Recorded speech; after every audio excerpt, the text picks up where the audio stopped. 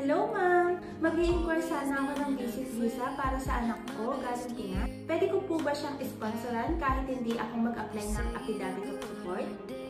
Oo naman, ma'am. Pwede niyo siyang sponsoran galing Pinas kahit hindi na kayo mag-apply ng affidavit of support. At good news, ma'am, dahil ang EasyLink ay may offer ngayon for Philippine package starting at 1,399 AED.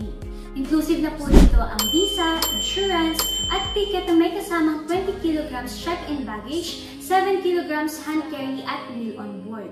At tamang-tama, ma'am, dahil nag-o-offer din po kami ng free visa assistance para sa mga passenger para alam nila ang mga gagawin nila before sila mag-travel.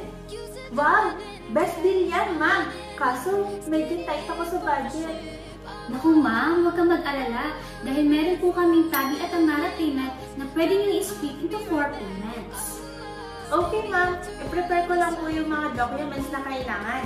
And then, balik po ako bukas para sa payment. Salamat po!